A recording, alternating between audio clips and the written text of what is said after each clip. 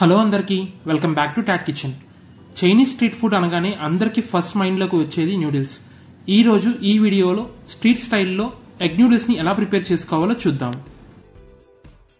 ముందుగా ఒక గిన్నెలో 2 లీటర్ల వాటర్ పోసుకుని బాగా బాయిల్ చేసుకోవాలి. వాటర్ బాగా మరుగుతున్నప్పుడు మాత్రమే 1/2 టీ స్పూన్ సాల్ట్, 2 టేబుల్ స్పూన్ల ఆయిల్, న్యూడిల్స్ని వేసుకోండి.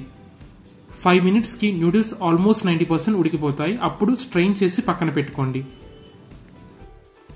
అంతకు మించి ఓవర్ కుక్ చేయకండి, మరీ మెత్తగా అయిపోతాయి. వీటి మీద ఒక glass normal water, 2 table spoon oil వేసుకోండి. ఇలా వేయటం వలన ఒకదానికి మరొకటి అతకకుండా విడివిడిగా ఉంటాయి. ఇప్పుడు స్టవ్ మీద ఒక కళాయి పెట్టుకుని అందులో 4 టేబుల్ స్పూన్ల ఆయిల్ వేసి, ఆయిల్ కాస్త హీట్ అయ్యాక సన్నగా చాప్ చేసుకున్న క్యారెట్, క్యాప్సికమ్ వేసి ఒక 15 సెకండ్లు హై ఫ్లేమ్లో సాట్ చేసుకోండి. చైనీస్ ఐటమ్స్ అన్ని హై ఫ్లేమ్లోనే సాట్ చేసుకోవాలి. కాస్త క్యాబేజీ తరుగు కూడా వేసి మరో 30 సెకండ్లు బాగా ఫ్రై చేసుకోండి.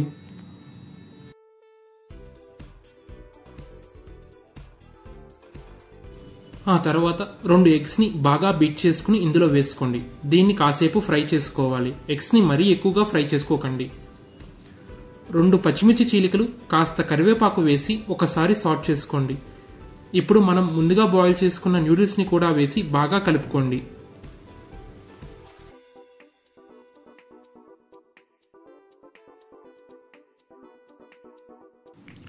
ఇందులో 1/2 టీ స్పూన్ వైట్ పెప్పర్, రుచికి సరిపడా salt, 1/2 teaspoon garam masala, 1/2 teaspoon కారం, 1 teaspoon schezwan sauce, 1 teaspoon vinegar, 1 teaspoon soya sauce వేసి హై ఫ్లేమ్లో 3 నిమిషాలు బాగా టాస్ చేసుకోండి.